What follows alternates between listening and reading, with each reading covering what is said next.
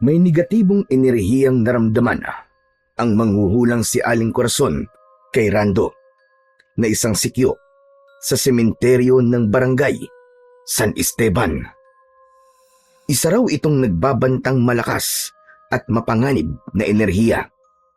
Sa tulong din ni Aling Corazon ay napag-alaman niyang may taglay pala siyang mutya. Mapapaharap daw si Rando sa mga elemento ng dilim ayon pa kay Aling Corazon. Ngunit kung anong mga elemento ay hindi pa niya alam. 2 tao ang pinaghihinalaan ni Rando na kinakapitan ng kapangyarihang itim. Hindi niya alam kung sino kina Kapitan Tonyo at sa sepulturerong si Mang Nardo. Hanggang sa may nagsipagbangong mga bangkay sa sementeryo isang gabi. Mga mababangis at hindi pangkaraniwang mga amalanhig. Paano kaya mapoprotektahan ni Rando ang buong baryo laban sa pagsalakay ng mga amalanhig na yun? Magtatagumpay kaya siyang malupig ang mga ito, lalo na ang pasimuno ng lahat na siyang nagtataglay ng malakas na kapangyarihang itim. Tungayan natin ang maaksyong kwentong ito na kapupulutan ng aral sa buhay. Ngunit bago po ang lahat, huwag po nating kalimutang mag-subscribe at i-hit ang notification bell sa aking YouTube channel na The Voice Addict at Apong Isaac para sa mas marami pang makapanindig balahibong kwentong aswang at katatakutan mula sa mundo ng kababalaghan. Umpisahan na po natin ang kwento. Isang maaliwalas na umaga ng Martes sa sementeryo ng barangay San Esteban. Unang araw roon ng 40 anyos na si Rando bilang sikyo. Umaga ang shift niya, panggabi naman ang kasama niyang sina Gilbert at Leroy. Maganda, malinis at maaliwalas ang sementeryo ng San Esteban. Hindi nakakatakot bantayan pagkat mukha itong parke sa linis at ayos ng mga puntod. Parang hindi pang baryo. Mas mukhang sementeryo ng mga mayayaman. Sa pagroronda ni Rando ay pabulong-bulong siya sa kanyang sarili. Grabe, ang ganda naman talaga rito. Ang dami pang puno na maayos ang pagkakatanim. Saka, mukha namang walang dapat bantayan dito eh. Bakit kaya kailangan pa itong pabantayan ni Kapitan Tonyo? Kahit ang undas ay malayo pa naman. Nakapagtataka lang. Ano kaya ang meron? Sa isang banda, malapit sa isang musileo at isa sa magagandang puntod doon, napansin niya na may isang matandang lumililing doon na pinagkukumpulan ng ilang dumadalaw sa mga puntod ng kanilang mga kamag-anak. Naisipan niyang makiisyoso at baka kung ano ang ganap doon. Baka may pasikretong bentana ng ipinagbabawal na gamot ay kailangan niyang gumawa ng aksyon. Aba, narito rin na siya tiyo.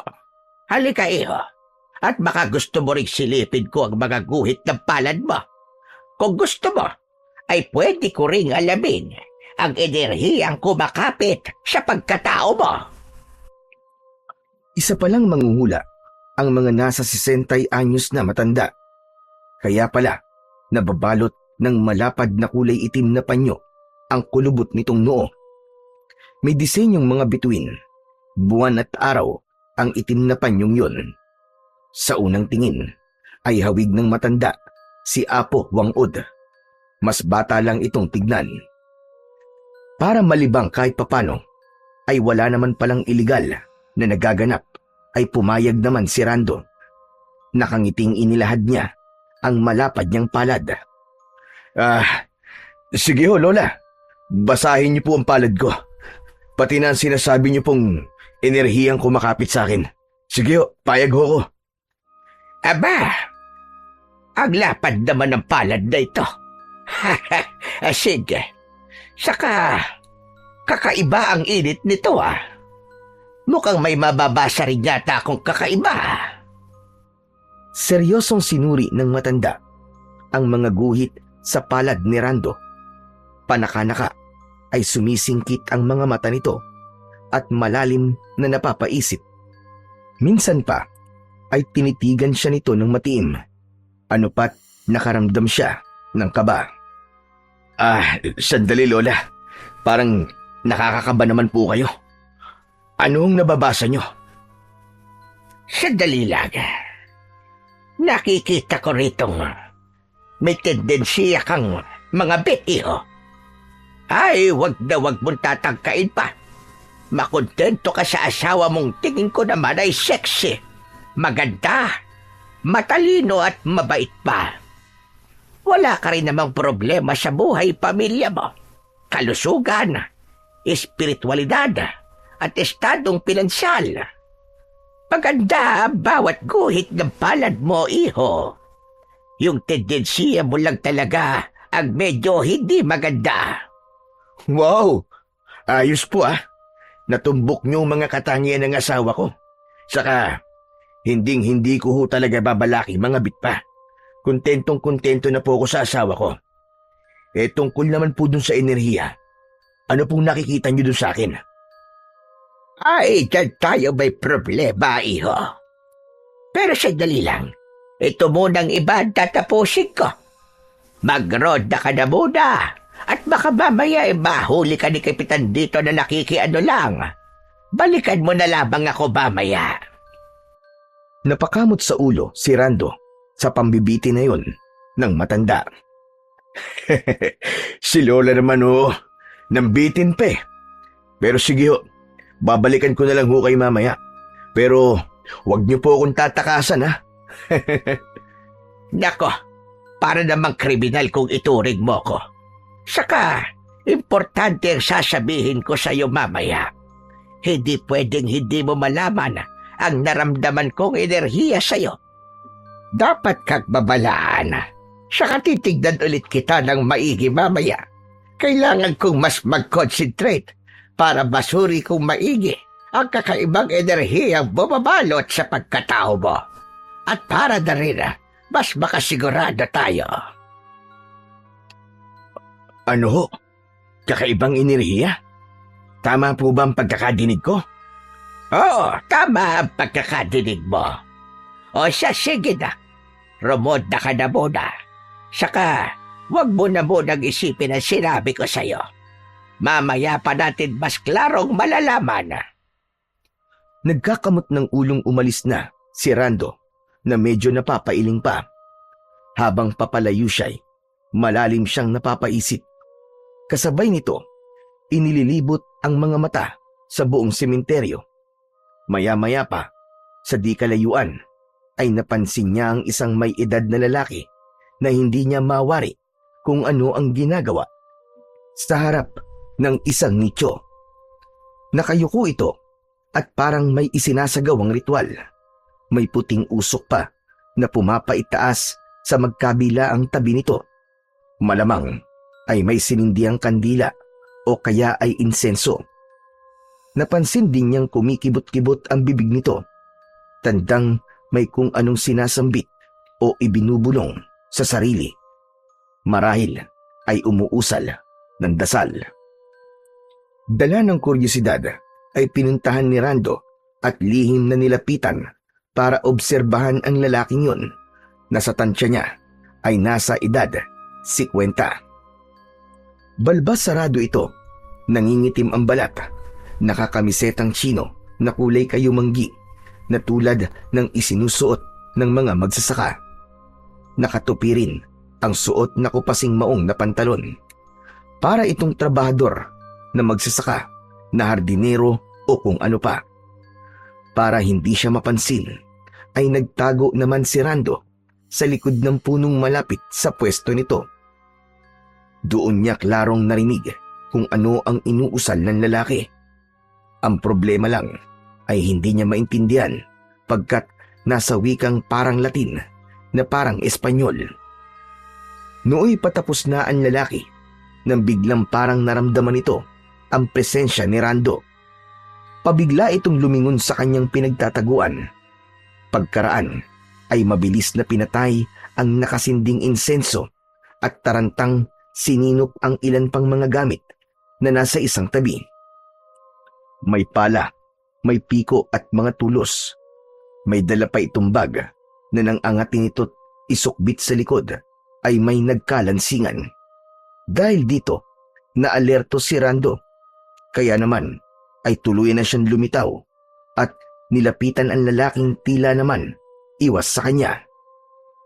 Sandali po. Pwede ko po bang malaman kung ano ang laman ng bag nyo?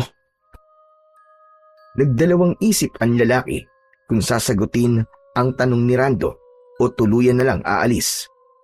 Pero nang simulang kapain ni Rando ang bag nito, kasabay ng paghima sa sukbit niyang baril sa isang kamay, ay napilitan na rin ang lalaki na ipakita ang laman ng bag. Tumambad kay Rando ang metal na metro, iskwala, martilyo, guwantes at maliit na asarol at maliit ding kalaykay. Teka, karpintero ho ba kayo? Hindi ako karpintero. Ang layo naman ang hula mo. Isa akong sepulturero. Sepulturero pala kayo. Pero anong ginagawa niyo rito sa may puntod? Kaanak niyo ho bang namatay dyan? Wala ka na ron. Hindi mo na trabaho ang alamin pa kung anong ginagawa ko. Sepulturero ko. Sekyu ka. Magkaibang trabaho natin. Aha, sabagay po. Isipin ko na lang po na kaanak nga po niyo itong nasa puntod. Saka, bakit mag-isa lang ho kayo? Saka, mukhang wala naman pong bagong ililibing. Galing ako sa sementeryo sa kabilang baryo. Dumaan lang ako rito para mag-alay ng dasal. O ano, may tanong ka pa ba? Kung wala na, aalis na ako. Marami pa akong gagawin. Napakamot naman ng ulo si Rando dahil sa tila yamot na ugali ng kaharap. Ang alam niya, kapag ang isang tao ay iritable, may malalim itong problemang kinakaharap o may mabigat na pinagdadaanan. Sige ho. Wala na po akong tanong. Pero sandali lang ho. Pwede po ba akong makipagkaibigan sa inyo? Wala po akong gaanong kakilala rito eh. Bago pa lang po ako rito sa baryo nyo. Ako nga ho pala si Rando. Kayo ho? Bagong sekyu ka lang pala rito. Ako naman si Nardo. Kamag-anak mo ba si Kapitan Toyo? Bali malayong kamag-anak po. Pero hindi po ako ganun kalapit sa kanya. Bakit ho? May problema ho ba kayo kay Kapitan? Wala naman Pero binabalaan kita. Kilalanin mong maigi si Kapitan. Hindi sa sinisiraan ko siya sa'yo. Pero magtandaan nagpapadala sa kabaitan o kabutihan loob niyang pinapakita sa'yo. Alam mo naman ang panahon ngayon, maraming mapagkunwari. Kilala mo man o hindi. O siya, aalis na ako. Hanggang sa muling pagkikita. Sige ho, Mang Nardo. Ingat ho kayo. Nang makalayo ang sepulturero, ay malalim na pinag-isipan ni Rando ang paalala nito tungkol kay Kapitan Tonyo.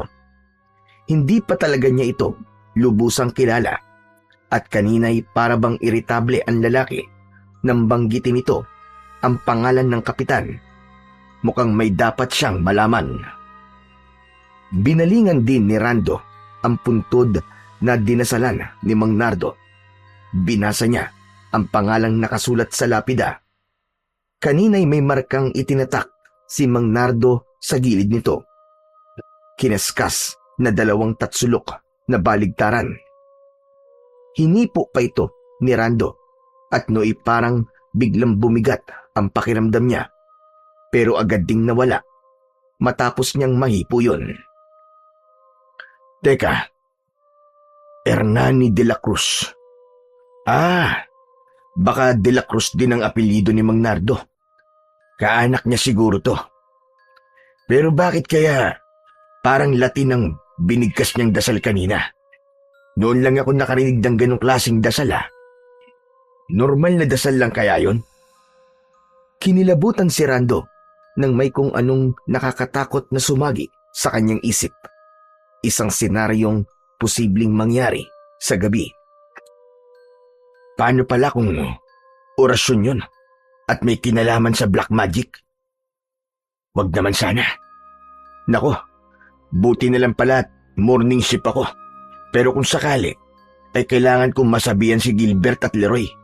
Tama, kakausapin ko sila mamayang shift nila. Nang maalala ni Rando si Aling Corazon matapos itatak sa isip ang gagawin mamaya, ay nilisan niya na ang puntod na dinasalan ni Mang Nardo. Napalingon pa siya sa katabing mga puntod at napansing may isa pang may marka sa gilid ng lapida na katulad ng lapida ng puntod na nilisan niya. Ganun pa man, ay hindi niya na yon gaanong inisip pa. Habang naglalakad, ay inisa-isa niya ang mga puntod at iniiskan ang mga taong dumadalaw sa paligid. Hanggang sa mamataan niya si Aling Corazon na sumasalubong sa may pathway. Inawayan siya nito at sumenyas sa kanya papunta sa pasadyang mga upuang semento roon na nilililiman ng mayabong na puno ng umbrella tree. Natapos din ang mga makukulit na nagpatingin sa akin kanina sa may busileo. Awa ng Diyos, ay wala naman akong nabasahan na hindi maganda ang guhit ng palad. Wala rin may negatibong enerhiya bumabalot sa kanilang pagkatao. Nako, mabuti naman po kung ganun. Nanang, ituloy na po pala ninyo yung sinabi nyo sa akin kanina. Excited na rin po talaga akong malaman eh. O siya, sige. Akin na nga ulit yung kamay mo. Babasahin at pakikiramdaman ko ulit kung sakaling may hindi ako nakita kanina. Kung bakit naman kasi ikaw lang ang medyo may alanganin akong nakita at naramdaman. Alam mo, kanina talaga ay kinabahan ako sa iyo dahil sa negatibong enerhiyang kumakapit sa iyo. Ako rin naman kinabahan din. First time ko po talaga yun na may bumasa sa palad ko. Kumbaga virgin pa po ang mga palad ko. Hay nako, ano ba naman yung joke mo? Virgin na, tapos ganito naman, alanganin. Matanong pala kita, naniniwala ka naman ba sa mga tulad kong nakakabasa ng kapalaran sa pamamagitan lang ng guhit ng palad at nakakaramdam ng kakaibang mga enerhiya sa paligid? Tatapatin ko kayo, Nanang. Sa totoo lang po, ay hindi ko pa alam kung maniniwala ba ako sa inyo o hindi. Depende po siguro kung magkakatotoong sasabihin nyo sa akin tungkol sa kakaibang enerhiyang nararamdaman nyo na sabi nyo nga ay kumakapit sa pagkatao ko. Pero kanina natumbok nyo mga katangian ng asawa ko, ay masasabi ko pong 50% na po akong naniniwala sa inyo. Ayos yan. Pero sasabihin ko sa iyo, ako rin ay hindi naniniwala dati sa mga katulad ko. Pero isang araw ay natuklasan kong ako mismo pala ay may itinatagong kakayahang bumasa ng palad ng tao at makaramdam ng kakaibang enerhiya sa paligid. Dahil paga sa kakayahan kong ito, ay nalantad sa akin ng ibang mga mapagpanggap na katulad ko na nakakabasa raw pero peke pala at pinipirahan na lang ang mga tao. Kaunti lang talaga ang mga katulad kong may ganitong totoong espesyal na kakayahan. Yung karamihang nagkalat dyan ay mga huwad at puro nagpapabayad. Ang mga totoo na tulad ko ay hindi nagpapabayad. Ang layunin namin ay magbabala sa mga tao at makatulong sa kanila na makita kung maayos ba o hindi ang kanilang hinaharap para makapaghanda sila. Mariing tumangu-tango si Rando sa mga sinabi ni Aling Corazon. Pero dahil sa mga yon, ay lalo naman siyang kinabahan habang iniaabot sa matanda ang kanyang palad. Nakakamangha naman po mga katulad nyo. Kaya lang parang lalo naman po akong kinakabahan. Normal lang naman yan, nakabahan ka. Sa bagay na hindi mo pa lubusang alam. Ganito na lang, para hindi ka kabahan. Ano mang hindi magandang makita ko, ay pwede pa namang makontra o masolusyonan. Kumbaga titignan natin kung alin ang mali na dapat itama. Ikaw siyempre ang unang-unang kikilos dito. Pero kung sa tingin ko may mayaambag akong solusyon, ay tutulungan din naman kita. O paano? Ituloy na natin. O sige ituloy na po natin. Saka may papatingin pa po pala ako sa inyo mamaya. At muli na ngang binasa ni Aling Corazon ang palad ni Rando at pinakiramdaman ang enerhiya nito. Todo concentrate ang matandang babae. Todo rin kung maningkit ang mga mata. Paminsan-minsan ay napapakibot pa na para bang nabibigla sa kung anumang nababasa o nararamdaman. Ito na ang nararamdaman kong kakaibang enerhiyang kumakapit sa'yo. Mainit-init ang sigaw niya mula sa iyong katawan. Aba, teka. Sandali lang. Para yatag. Kumibot-kibot ang medyo pangilong ni Aling Corazon. Sininghot-singhot ang hangin. Ano, Nanang? Parang ano? Parang may naaamoy akong matapang na amoy. Parang amoy kwan. Tama. Amoy bawang. Amoy bawang siya. Amoy bawang ang enerhiyang kumakapit sa'yo. Ano, Nanang? Amoy bawang ho talaga?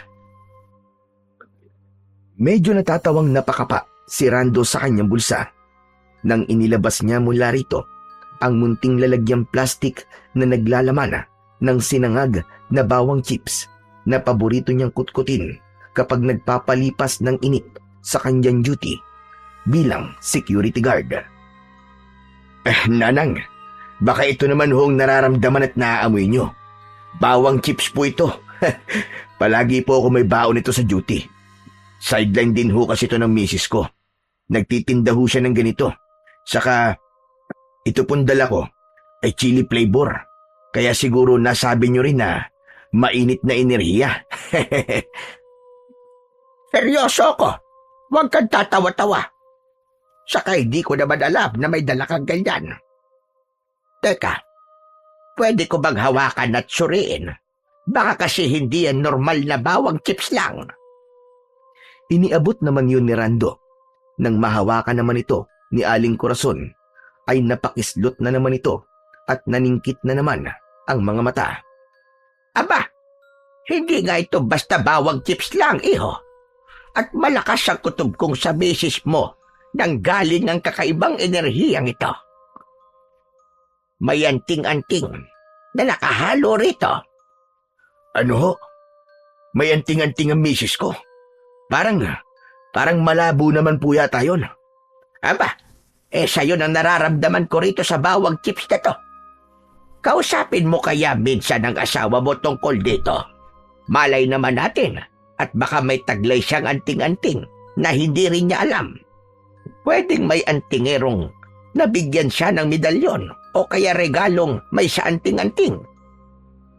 Marami pang ibang posibilidad na makapagpapaliwanag kung paano nalagyan ito ng anting-anting. Napatangu-tangu roon si Rando sa sinabi ng matandang babae. Sa bagay ho, kakausapin ko po mamaya ang asawa ko pag-uwi. At siya nga ho pala, negatibo ho ba o positibo ang enerhiyang taglay niyang bawang chips? Pareho, iho. Pero mas positibo siya kesa negatibo. Ang ganitong enerhiya na may sa anting-anting pa ay may kasamang panganib. Mapapaharap ka sa mga elementong kakontra nito. Ho? Mga elemento? Anong mga elemento?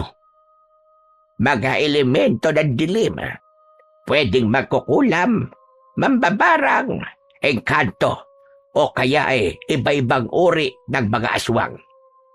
Kaya kailangan mong mag-ingat, lalo na't dito ka pa naman sa sementeryo nagbabantay.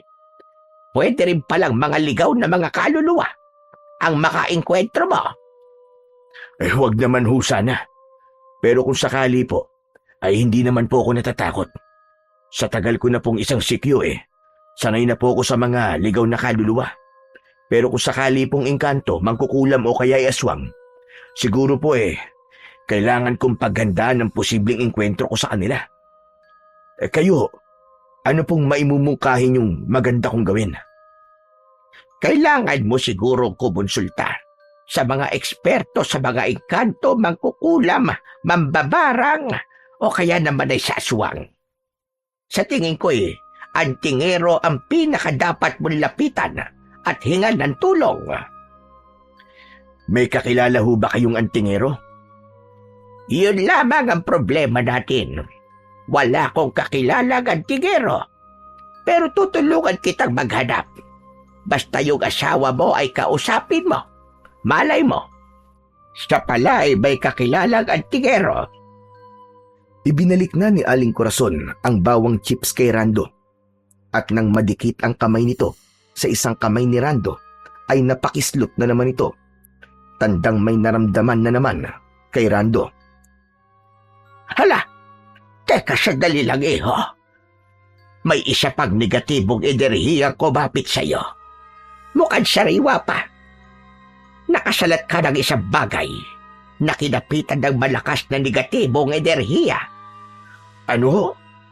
Ano naman pong enerhiya yan? Parang ang malas ko naman ho yata ngayong araw. Ito ang nakakatakot, iho. Purong negatibong enerhiya kasi siya. Saka parang hindi pa siya lubusang nabubuo. Kumbaga nagbabanta pa lamang siya. Bumubuelo, kumbaga. Saan ko naman ho kaya nakuha yan? Abay, alalahanin mo kung ano-ano ang mga bagay na nahawakan mo kanina. Sariwa pa kasi ang enerhiyang ito. Kaya malabang na kani-kanina mo lang nakuha.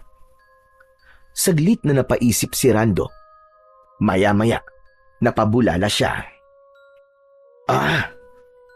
Iyon nga ho palang ipapakita ko sana sa inyo. May kinalaman po dun yung enerhiyang sinasabi nyo. Tara ho, puntahan natin. Kanina ho kasi may isang sepulturero ako nakausap. Ano ka mo? Sepulturero? Opo, Nardo ho ang pangalan niya. Kanina nakita ko siya nagdarasal sa harap ng isang nicho. At yung dasal ho niya, hindi ko ho maintindihan. Para bang Latin ho. Nakakatakot ho pakinggan Pinuntahan nila ang nichong sinasabi ni Rando. At habang naglalakad sila'y ikinikwento lahat ni Rando ang naganap bandang una. Malalim na napaisip si Aling Corazon habang nakikinig. Ito po yung nichong dinasalan ni Mang Nardo kanina. Siguro kaanak niya. Subukan nga ho ninyong ramdamin kung may bumabalot ditong negatibong enerhiya. Binasa muna ni Aling Corazon ang pangalan sa lapida. Hernande de la Cruz. Teka, wala naman yatang natirang kamag-anak rito si Mang Hernan. Pagkakaalam ko'y nasa Amerika na lahat ng mga kaanak niya. Wala akong maalalang may Nardo de la Cruz dito. Saka, Nardo ba talaga ang pangalan ng sinasabi mong sepulturero na nagpunta rito kanina? Oo, yun ho ang pakilala niya sa akin Malay nyo katiwala nila si Mang Nardo o kaya kaibigan ng kanilang pamilya. At siya na lang ang dumadalaw sa puntod na to. Sa bagay, pwede ngang ganon. Sandali lang. At kakapain ko't pakikiramdaman kung may enerhiya bang bumabalot dito. Sabi mo nga parang Latin ang sinasambit ng lalaking yon. May kutob akong may negatibong enerhiya nga rito. Mariing pumikit si Aling Corazon habang kinakapa ang puntod pati na ang lapida nito. Wala siyang kamalay-malay na nahipo niya ang markang pinabaliktad na 2 tatsulok sa isang sulok ng lapida. Napakislot pa nga ang matanda. Matapos pakiramdaman ni Aling Corazon ang kabuuan ng puntod, ay napadilat siyang nanlalaki ang mga mata. Nang mapansin naman ito ni Rando, nagtataka siya kasabay ng pagbundol ng kaba sa kanyang dibdib. Ano po? Ano meron, Nanang? Bakit ganyan ho ang mga mata nyo? Hindi maaari. May ibinabantang malakas na negatibong enerhiya ang puntod dito. Hindi biro-biro ang nasalat kong enerhiya. Teka, sa bandang may lapida ko yata yun naramdaman. Sinuring maigi ni Aling Corazon ang kabuuan ng lapida. Sinalat niya ang bawat sulok nito. Hanggang sa nakaramdam siya ng kilabot nang mahipo niya ang markang baligtarang mga tatsulok. Itong markang ito, ang naglalabas ng negatibong enerhiya. Hindi ko yata ito napansin kanina. Akala ko'y disenyo lang ito ng lapida. Simbolo yata ito ng... Tama. Simbolo nga ito ng itim na bahika. Teka ho, sigurado ba kayo riyan? Sigurado ko, iho. May nakakontra ako dati na gumagamit ng kapangyarihang itim sa kanyang paghuhula. May medalyon pa nga siyang ganitong-ganito ang nakamarka. Mahirap kalabanin ang may kapangyarihang itim na ganito. Ibig huban sabihin may kapangyarihang itim si Mang Nardo? Posible. Kaya mula ngayon ay dapat mong iwasan ang sepulturerong yon. Hindi natin alam kung paano niya pinapagana ang kapangyarihang itim at kung bakit minarkahan niya itong lapida ng nityong ito. Ang inakatakot ko, baka gusto niyang magbangon ng patay. Hindi natin alam kung ano ang talagang pakay niya. Kaya bilang securito sa sementeryo, ay kailangan mong mag-extra bantay dito. Umaga at gabi ka ba rito? Hindi ho Iba ho nagbabantay sa night shift. Kaya sasabihan ko rin po talaga sila tungkol dito. Paano kung biglang pagpalitin ang shift nyo? Nako, mahirap na. Paghahandaan ko po mga posibleng mangyari. Hahanap po kagad ako ng antingero na makakatulong ko kung sakaling mailipat ako sa night shift. Tama. Hay nako, kinikilabutan talaga ako sa nararamdaman kong malakas na negatibong enerhiya sa lapidang ito. Ay sandali lang. Wala ka na bang ibang kakaibang napapansin dito sa sementeryo?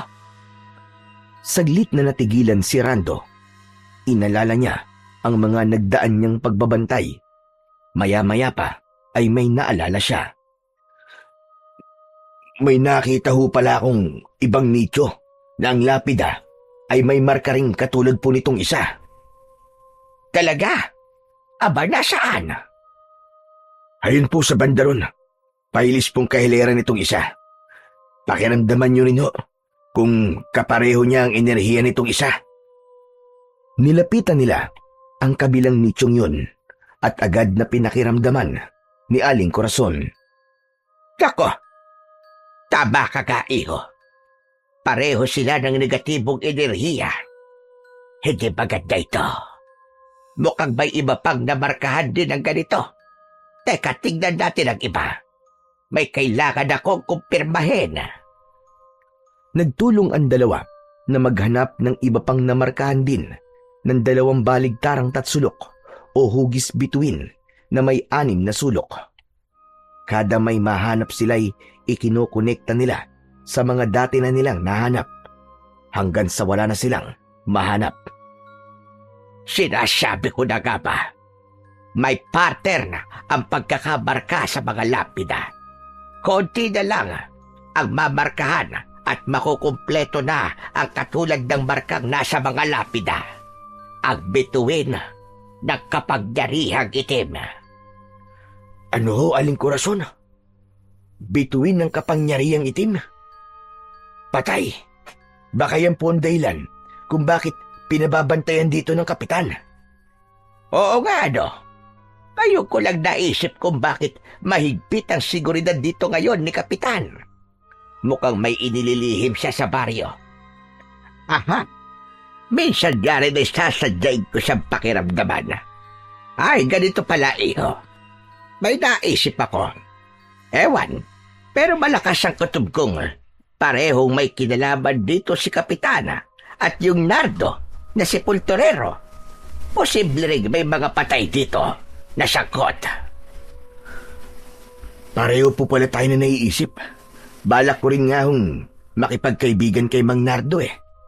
Tingin ko ho kasi ay may malalim na pinag-uugatan ang pagiging irritable niya. Saka binalaan din ho niya ako tungkol kay Kapitan. Kita mo na? May dapat talaga tayong malaman tungkol kay Kapitan. Ako nang bahala kay Kapitan. Ikaw naman ang kay Nardo. Sobrang mag-iingat ka nga lang sa kanya. Huwag mo rin kalilimutang kausapin ng asawa mo tungkol dyan sa bawang chips mo. At yung mga kasamahan mong nakatoka sa gabi, balaan mo rin sila. Opo, gagawin ko po talaga lahat yan. O siya, habang maaga pa kailangan na natin kumilos kagad.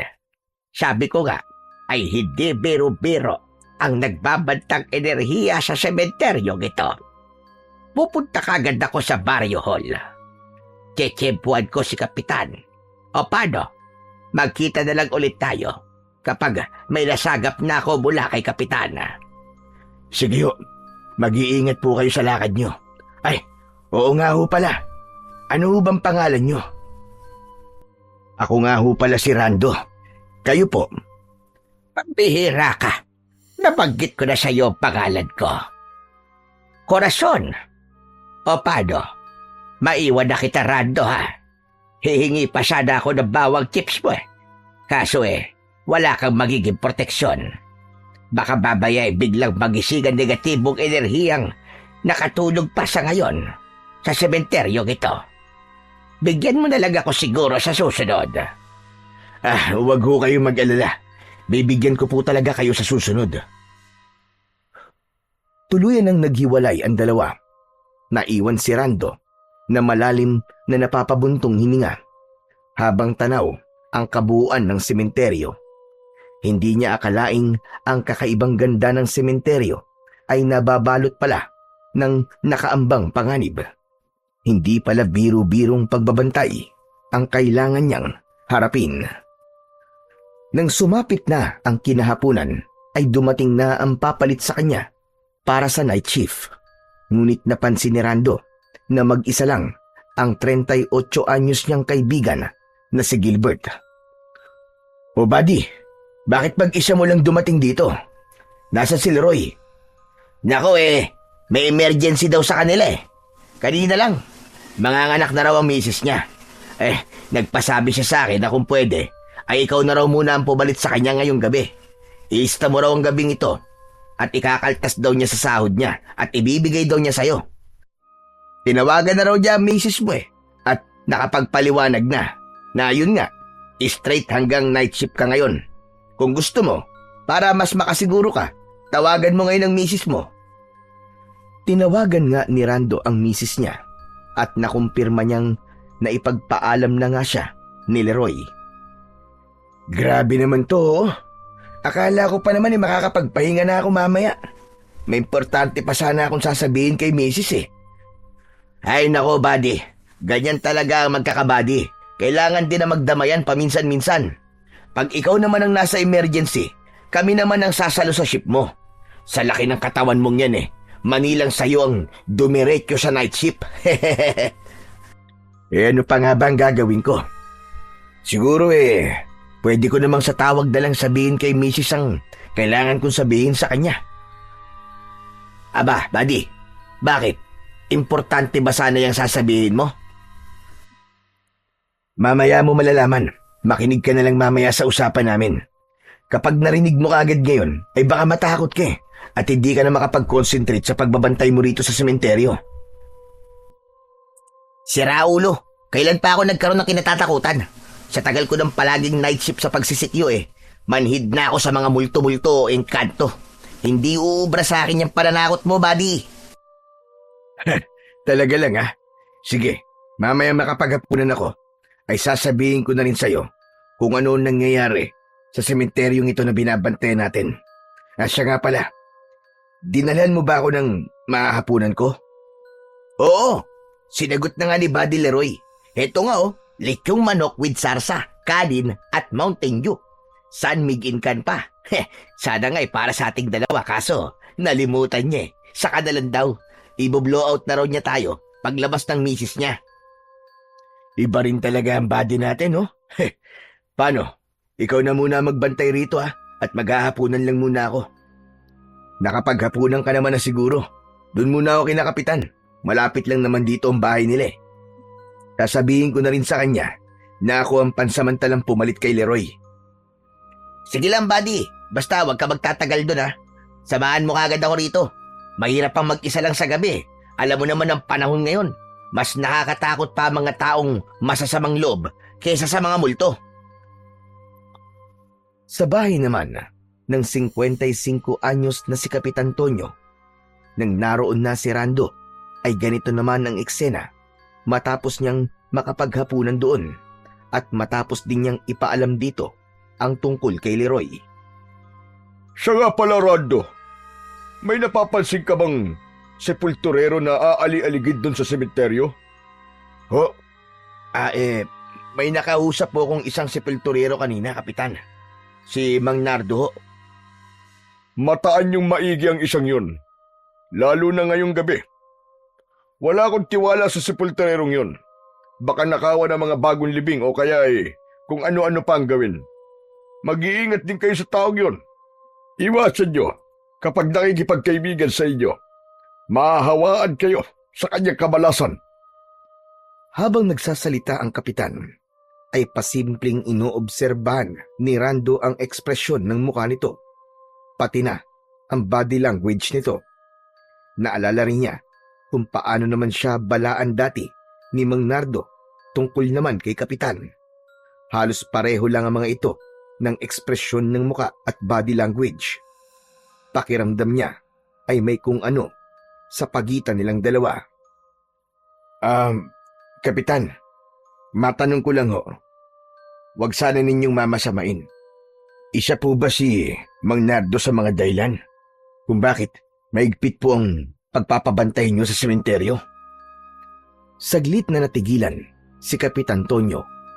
Tinensya muna nito si Rando at tila nag-iisip kung ano ang isasagot. Oo. Isa nga siya sa pinakadahilan. Alam kong wala ka pang gaanong alam dito sa baryo namin. Pero sigurado naman nabalitaan mo na yung may namamataan daw ang ilan sa mga kababaryo ko sa gabi na para raw nakita nila ang kanilang namatay na kaanak na lumilibot sa gabi. Nang i-check daw nila ang puntod ng namatay, ay may nakita raw silang parang uka na muli lang inayos. Namamataan din daw nila si Nardo na may kung ano-anong nityong dinadasalan. Kaya para mas makasiguro kami, ay minabuti kong pabantayan ang sementeryo. Kaya inarkila ko kayo. Si Rando naman ang natigilan sa kanyang napag-alaman. Ang totoo'y wala talaga siyang ideya sa mga nangyayari sa baryo. Ibig niyo po bang sabihin, Kapitan, bumangon ng patay at naglibot sa baryo? Ganun na nga, Rando. Kaya pati mga tanod ko ay pinapalibot ko na rin sa buong baryo sa gabi. Sila rin kamuntikan ng salakayin minsan ng mga yon na hindi namin maintindihan kung multo ba o talagang bangkay mismo na bumangon. May nakapagsabi na baka amalanhig daw. Pero napaka-imposibleng magkaroon ng amalanhig dito sa lugar natin. Nandito tayo sa Luzon at wala naman tayo sa Kabisayaan o Mindanao kung saan lang naman talamak ang mga amalanhig. Isa pa'y walang may lahing amalanhig dito. Kilala ko ang lahat ng taga rito sa baryo. Ni walang dayo na nagbuhat sa Visayas o Mindanao. Anong sabi niyo, Kapitan? Amalanhig? Paano po kung amalanhig nga? Tsaka, base na rin po sa mga sinabi nyo tungkol kay Mang Nardo, malamang na siya nga po ang dahilan ng pagbangon nila. Imposible. Paano naman magkakaroon ng ganong kakayahan ng Nardong yun? Aba, malay ho natin kung may malalim siyang dahilan. Saka, alam niyo ho bang... Saglit na nagdalawang isip si Rando kung sasabihin ba niya sa kapitan ang natuklasan nila ni Aling Corazon o hindi muna. Sa huli ipinasya niyang wag na lang munang sabihin. Ang rason niya'y baka hindi pa nalapitan at napakiramdaman ni Aling Corazon ang kapitan. Makakatunog ito kapag ikikwento niya ang mga natuklasan nila tungkol kay Mang Nardo. Alam ko kung ano. Huwag mong sabing nakakausap mo ang Nardong yun. Sinasabi ko sa'yo, Rando, huwag na huwag kang makikipaglapit sa taong yun. Huwag na huwag kang maniniwala sa kahit na anong sasabihin niya. Ni hindi mo kaano-ano yung tao. Sa akin ka mas maniwala dahil malayong magkamag-anak tayo. Napatangu-tangu na lamang si Rando. Pero sa isip niya'y may kutob siyang unti-unting nagiging solido. Sigurado siyang meron ngang sikreto sa pagitan ni na Mang Nardo at ni Kapitan. At para mas makumpirma niya, talagang kailangan niyang makipaglapit at makausap si Mang Nardo. Naniniwala siyang may malalim talagang dahilan kung bakit sinusubukan itong magpabangon ng mga patay sa sementeryo. Kapitan, ano palang apelyido ni Mang Nardo? Pwede ko hubang malaman? Rudis. Rudis ang apelido niya. Bakit mo pala natanong? Wala naman ho. Akala ko po kasi De La Cruz. Mali po pala ako. Siya nga ho pala, Kapitan. Tutal, tapos na po akong maghapunan.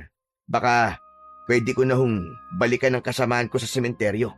Malamang kanina pa po yung naghihintay sa akin . Sige, mabuti pa nga. Ako naman kakausapin ko pa mga tanod ko para magronda ulit ngayon sa buong baryo. Kayo ng kasama mo bantayan yung maigi ang sementeryo ha. Ganitong gabi wag na wag niyong hahayaang may kahit sinong nakakapasok sa sementeryo. Kung may kahina-hinala kayong mamataan, ay wag kayong mag-atubiling paputukan sila sa kamay o kaya sa paa at i-report kagad sa akin.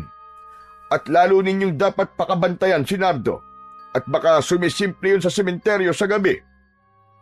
Masusunod po, Kapitan. Sige ho, aalis na po ako. Nagmamadaling lumakad si Rando para balikan ang kabady niya na si Gilbert. Habang sa daan ay nakasalubong niya si Aling Corazon na nagulat pa nang makita siya. Rando, nandito ka pa. Hindi ba dapat nakauwi ka na ngayon sa inyo? Naku nagka-emergency ho Aling Corazon dun po sa isang kabady namin. Kaya po heto, mapapa-duty na naman ako ngayong gabi. Ay, ganun ba? O siya, may sasabihin pala ako sa'yo. Napakiramdaman ko na kanina si Kapitan. Sandaling luminga-linga sa paligid ang matanda. Pagkaraay, mabilis na hinila si Rando sa isang tabi na lingid sa mga taong nagdaraan. Tama ang hinala natin, Rando. Naramdaman kong may lihim ngang itinatago si Kapitan. Isang negatibong enerhiya ang taglay niya. May itinatago siyang maitim na nakaraan.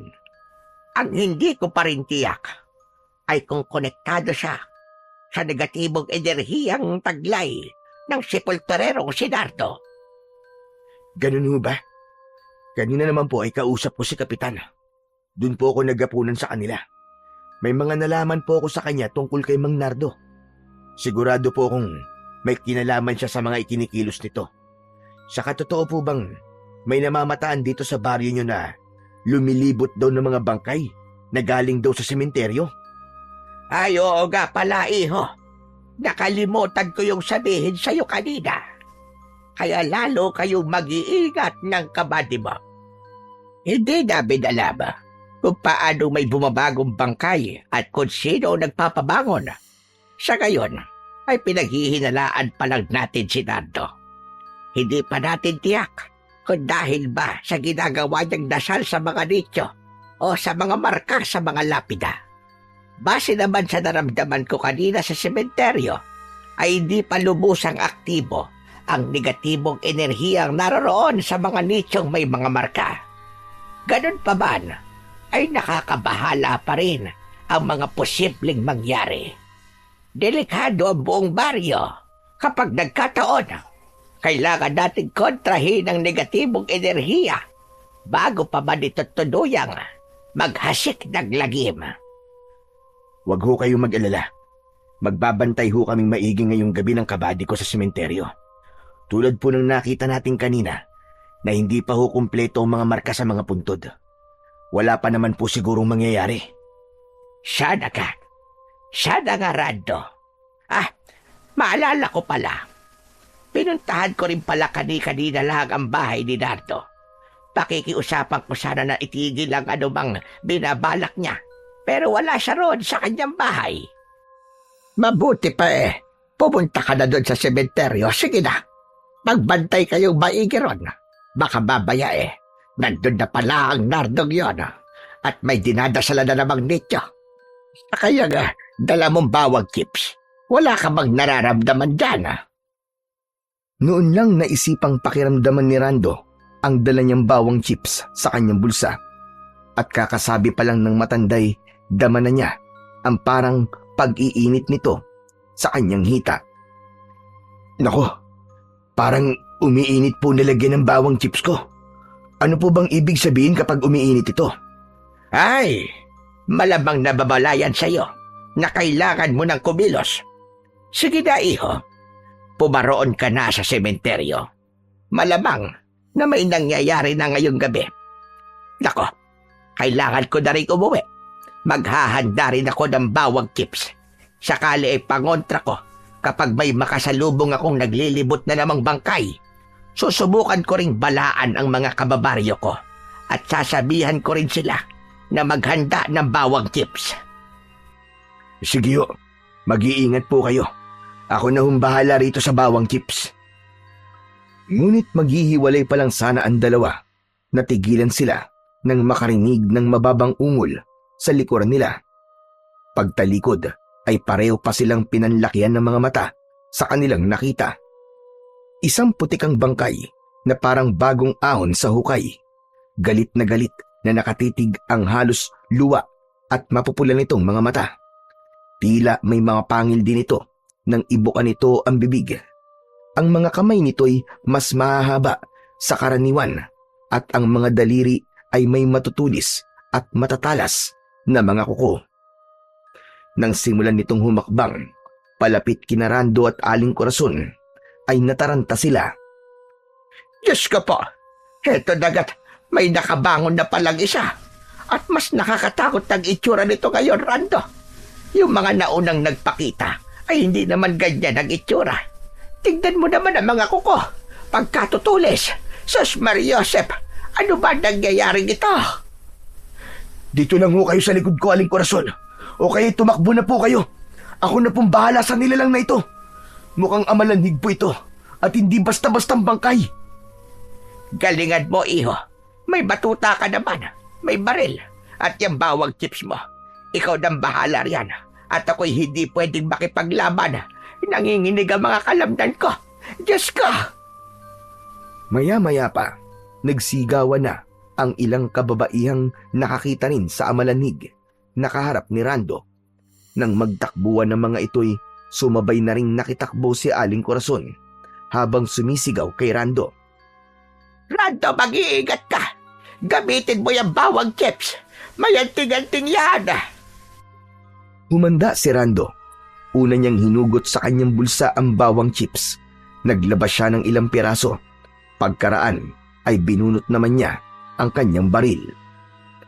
Nang sugurin siya ng amalanhig, ay una niyang sinubukang hagisan ito ng isang piraso ng bawang chips. Ganun na lamang ang pagkagulat niya. Nang pagtama nito sa amalanhig, ay bigla itong sumabog. Ano pat umusok ang balat nito. Umaatungal na napaatras ang nilalang na yon. Ngunit tila hindi ito nagpatinag.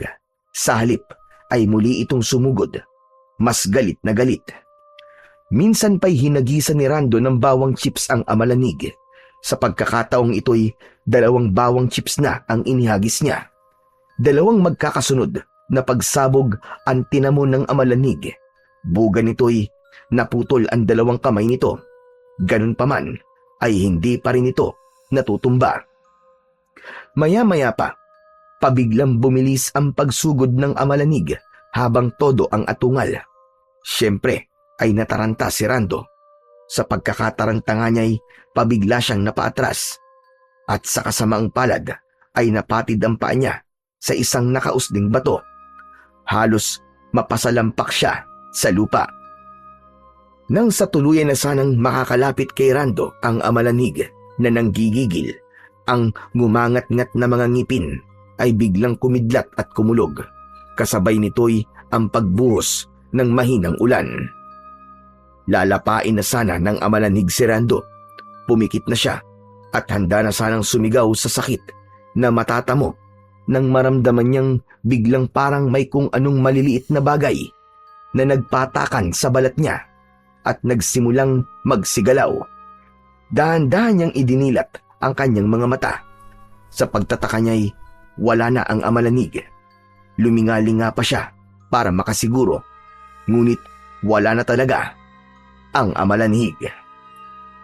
Teka, nasaan ang amalanig na yun? Ano nangyari? Tatayo na sana si Rando, ngunit nang makita niya kung ano ang mga bagay na nagsisigalaw na kumapit sa kanyang balat at damit, ay napaungol siya sa pandidiri. Pabigla siyang napatayo't mabilis na pinagpagan ang mga yon. Kadiri! Mga bulate! Yak! Saan galing ang mga to? Ang baho! Ay, sinukahan pa yata ako ng amalanig na yun! Nagsususuka si Rando sa labis na pandidiri, sa mapipintog, naninilaw at napakabahong mga bulating yun. Halos pati hinapunan niya bandang unay na isuka niya. Grabe! Akala ko'y katapusan ko na kanina. Pero suka lang ba talaga ng amalanig ang mga bulate? Imposible. Sobrang dami. Hindi kaya naging mga bulate ang amalanig na yun? Napatingala sa madilim na kalangitan si Rando. Nagsasalitan ang pagguhit at pagdagundong ng mahihinang mga kidlat at mga kulog. Dahil din kaya sa ulan? Saka bakit biglang umulan sa kalagitnaan ng tag-araw? Maya-maya, natigilan si Rando nang maramdaman niyang umiinit na naman ang bawang chips sa kanyang bulsa. Umusok pa man din ito. Inilabas niya itong muli at nang mapansin niyang nagtumpok-tumpok ang nagkikislutang mga bulate at nagsimulang gumapang patungo sa kanyang direksyon, ay naalarma siya. Anak nang, mukhang susugurin pa yata ako ng mga bulating ito ah. Teka! Naisipan ni Rando na hagisan din ng bawang chips ang tumpok ng mga bulate. Sa isang hagis niya'y umusok at sumabog ang mga bulating yon. Ngunit dahil sa dami ng mga ito'y umabot pa ng mga 5 chips bago tuluyang naubos ang mga ito. Napaubo na lang si Rando pagkatapos dahil sa mabahong amoy ng usok ng mga ito. Napakabaho talaga. Siguro yung mga uod yun ng amalanig kanina. Naku, teka. Kailangan ko na palang puntahan si Gilbert. Sigurado akong sasamantayin ng mga masamang loob na pumuslit sa sementeryo ngayong umuulan. Baka pati si Mang Nardo pumaroon. Pagdating ni Rando sa sementeryo, napansin niyang bukas ang gate na dapat sana'y nakalak. Bawat sikyo ay may tig-iisa namang duplicate key. Sinilip niya ang guard shed, pero mukhang wala roon si Gilbert. Nagtataka niyang inilak ulit ang gate at nilapitan ang guard shed. Walang ano-ano'y may narinig siyang kakaibang ungol, yung bang parang ungol ng may milagrong ginagawa. Nagmumula ito sa likod ng guard shed. Dahan-dahang pumaroon si Rando at laking gulat niya nang masaksihan niya ang ginagawa ni Gilbert. Nakababa ang pantalon nito at sa harap niya'y may isang binabaing nakaluhod at pabiling-biling ang ulo. Anak ng 7 kagaw naman oh! Anong klaseng kalibugan niyang, buddy? Pati ba naman yung pinatos mo pa? Sa kakala ko naman mahigpit ka nagbabantay dito. Ngunit sa halip na tumigil, ay ipinagpatuloy lang ng dalawa ang kanilang kamunduhan. Isandali lang, buddy. Mamaya mo na ako kausapin. Malapit na ako. Mamaya mo na ako pagalitan. Ito na. Mariing napapikit ng kanyang mga mata at napatakip ng kanyang mga tenga si Rando nang malakas na umungol si Gilbert. Matapos naman yo'y agad tumakbo palayo ang bading na pakending-kending pa. Si Gilbert naman ay mabilis na nagbihis. Pagagalitan na sana ni Rando si Gilbert nang may mahagip ang kanyang mga mata sa di kalayuan. Doon sa mga nicho sa sementeryo, may tila nakasinding mga kandila roon na isa-isang namamatay dahil sa lalong paglakas ng ulan. Sa liwanag ng gumuguhit na ilang munting kandila ay parang may bulto ng tao na nakikita na nakatayo sa isang banda. Parang si Mang Nardo, ang usok ng namatay na mga kandila ay nagkalat sa palibot nito. Teka, may nakapasok sa sementeryo, buddy. Gawa ng kapabayaan mo. Mukhang si Mang Nardo pa. Lagot tayo nito. Ha? Bakit naman tayo malalagot? Siya ang dapat nalagot sa atin, buddy. Hindi. Hindi mo alam kung ano nasa likod ng sementeryong ito at kung anong klase siyang tao. Sasabihin ko pa lang sana sa iyo Pero mukhang heto't naunahan na tayo. Baka nakumpleto na niya ang marka ng kapangyarihang itim. Teka, ano ba pinagsasasabi mo, buddy? Anong marka ng kapangyarihang itim? At biglang gumuhit ang isang matalim na kidlat at tumama mismo sa isang nicho sa kalagitnaan ng sementeryo, malapit mismo sa kinatatayuan ni Mang Nardo. Halos nawarak ang nichong yon. Kasunod nito, bago pa dumagundong ang isang malakas na kulog, ay narinig pa ni Rando ang malakas na isinigaw ni Mang Nardo. Sa bisa ng batong itim ng isang mabangis na malanhig, magsipagbangon kayo at salakayin nyo ang buong baryo. Higit sa lahat, na dapat ninyong salakayin ay si Kapitan Tonyo, 10 ng kanyang pamilya. Wala kayong ititirang buhay. Matapos yo'y gumuhit naman ang isang matalim na kidlat na nagsanga-sanga at tinamaan ng mga ito ang lahat ng mga nityong may marka ng bituin ng kapangyarihang itim. Teka, may lalaking sumigaw, buddy May narinig akong amaladig. Tapos, sasalakayin daw ang buong baryo sa kasi kapitan. Humanda ka, buddy.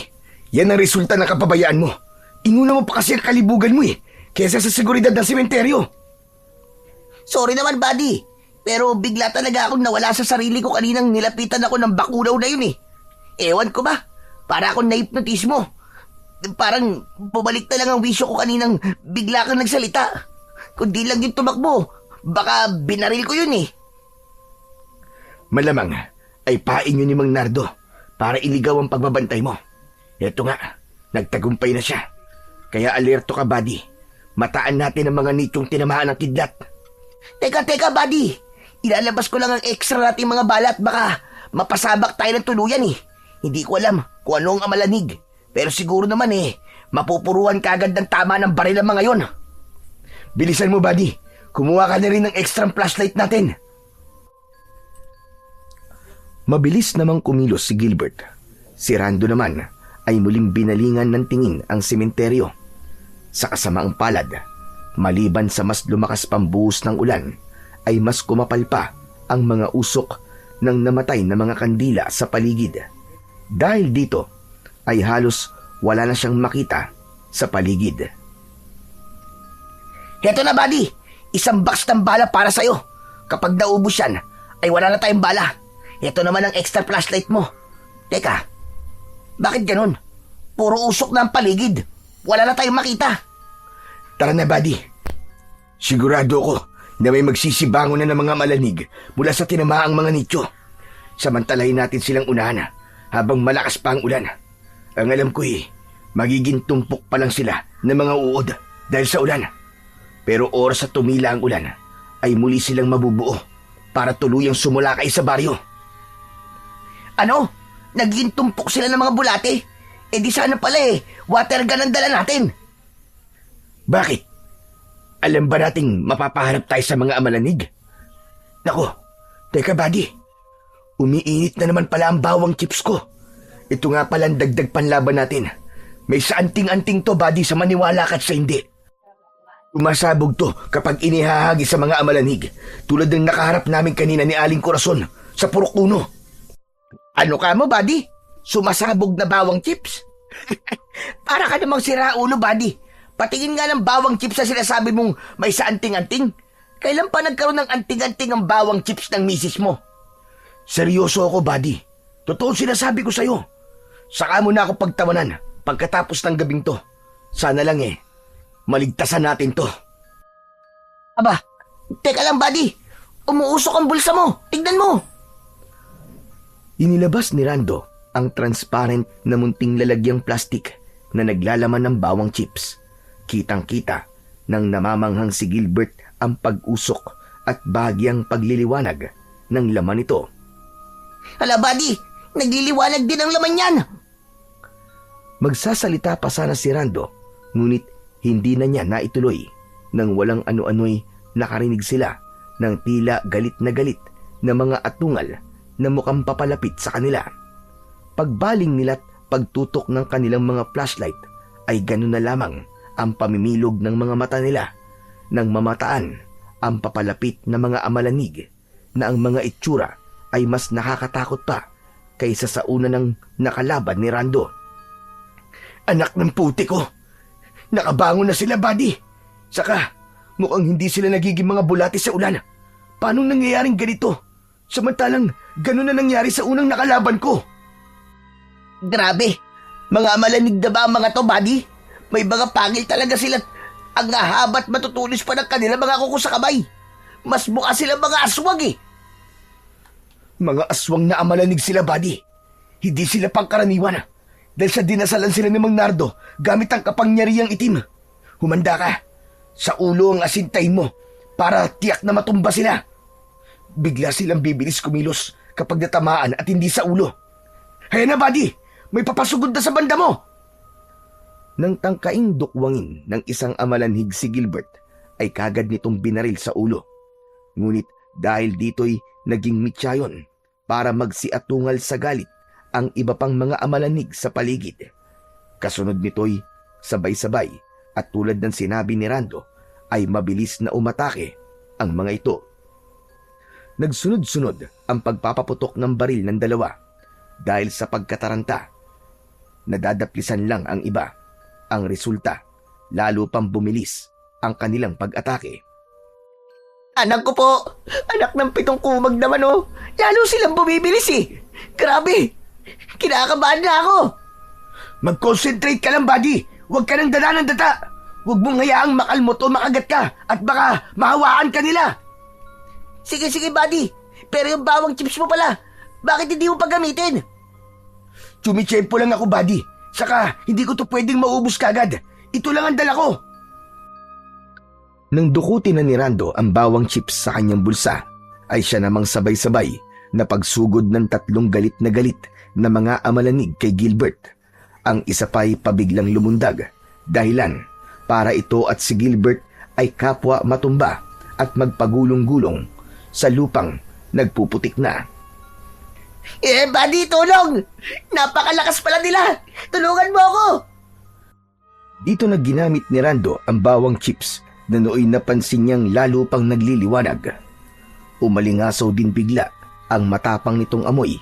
Ano pat nagsimula siyang layuan ng mga amalanhig. Si Gilbert, sa halip ang binalingan ng mga ito at tinangkang pagkumpulan. Buddy! Ano na? Pinagkukumpulan na ako! Tulong! Ito na, buddy! Hagisan ko na sila ng bawang chips! Sabayan mo ng tulak! 1, 2, 3! Buddy! Isa-isang hinagisan ni Rando ng bawang chips ang mga amalanig. Kada matamaan ay nasasabugan. Pero hindi sila kagad namamatay. Nagiging mga uod lang ang ibang parte ng kanilang mga katawan. Bumilis din at lalong bumangis ang kanilang pagkilos. Ano pat, lalong nahirapan si Gilbert na depensahan ang kanyang sarili. Tadyak dito, tadyak doon ang ginawa niya, kasabay ng pag-asinta ng kanyang baril. Buddy, lalo silang bumabagis eh. Ituloy mo lang ang pag-agis ng bawang chips. Huwag mo silang tigilan. Pero sa dami nila, buddy, mukhang mauubos na ang bawang chips ko. Bahala na, buddy. Ang importante ay makatayo ulit ako. Sige na, dali na. Ayoko malapa ng mga siraulod to. Pinagsunod-sunod na nga ni Rando ang paghagis ng bawang chips. Hindi niya tinantanan hanggang hindi nauubos ito, hanggang sa tuluyang makatayong muli si Gilbert. Nagkalat sa palibot nila ang mga nagkikislutang mapipintog at nakakadiring mga uod. Bilisan mo, buddy! Magtalikuran tayong dalawa, dali! Grabe, ang daming mga uod. Napipisa sila kapag natapakan. Ang babaho, nakakadiri. Inabutan ni Rando si Gilbert ng ilang bawang chips. Ito, buddy, hagisan mo rin ang tumpok ng mga uod. Teka, buddy. Ang dami mo nang naihagis kanina, di ba? Pero bakit parang marami pa rin laman niyang lalagyan mo? Ha? Oo nga, no. Parang hindi nababawasan ah. Sabi ko nga sa'yo eh, may santing-anting talaga to. Oh, ito pa ang ilang bawang chips oh. Hagisan lang natin sila ng hagisan. Dali, buddy! Nagtalikuran nga ang dalawa at pinagtulungang hagisan ng mga bawang chips ang iba pang mga amalanig at ang tumpok ng mga uod sa kanilang paligid. Mabilis ang bawat nilang pagkilos pagkat bumibilis din ang mga amalanig. Hanggang sa napansin nilang unti-unting umaatras ang iba pang mga amalanig pagkat mga natatakot sa matapang na amoy at sa pagsabog ng mga bawang chips. Sa di kalayuan naman ay napansin nila ang nagmamasid pa lang si Mang Nardo. Nasa mga mata nito ang matinding galit habang nakaismid. Sa likod nito ay patuloy sa pagbangon ng iba pang mga amalanig mula sa mga nicho hanggang sa senyasan ni Mang Nardo ang mga amalanhig. Mga amalanhig, pabayaan nyo na ang dalawang yan. Sa baryo naman kayo sumugod. Hanapin ninyo at lapain si Kapitan sa punang kanyang buong angkan. Kaagad ay mabilis na kumilos ang mga amalanig. Umugong ang sabay-sabay nilang pag-atungal. Patay! Paano na mga taga-baryo, buddy? Tawagan mo at sabihan si Kapitan. Dali! Ikaw na magsabi, buddy. Sige na, balikan mo na ang cellphone mo ron sa may shed. Huhulihin ko lang si Mang Nardo. Kailangan mapatigil natin ang ginagawa niyang to. Ikaw bahala, buddy. Pero mag-iingat ka sa kanya. Sabi mo nga'y gumagamit siya ng kapangyarihang itim. Huwag mo na akong alalahanin, buddy. Hanggat hawak ko ang bawang chips ko, ay hindi niya ako maano. Sigurado ka ba, buddy? Saka, hindi naman siya maladig, di ba? Sige na, buddy. Timbrihan mo na si Kapitan bago pa mahuli ang lahat. Kawawa ang mga taga-baryo. Kung gusto mo sumunod ka na lang sa akin mamaya. Nang wala ng patumpik-tumpik pa, ay nagpauna ng kumilos si Rando para sundan si Mang Nardo. Si Gilbert ay natatarantang pinuntahan ang guard shed at hinanap sa kanyang bag ang cellphone. Nanginginig ang mga kamay na dinutdut niya ang keypad nito. Hello? Hello, Kapitan! Naku, Kapitan, maganda po kayo riyan. Alertuin niyo po mga tanod niyo at sabihan na rin po mga taga-baryo. Seryoso po to, Kapitan. Marami pong bumangon ng mga amalandig sa mga nicho po rito sa sementeryo. Nahirapan po kami ni Buddy Rando sa kanila pagkat napakabagis po nila tsaka ang dami nila, Kapitan. Ngayon po, diyan po sila papunta sa baryo. At ang pinaka-target po nila, kayo po at ang pamilya nyo. Mag-iingat po kayo, Kapitan. Ano ka mo? Lintik, paano bang pagbabantay ang ginawa nyo riyan? At nangyari ang ganyan?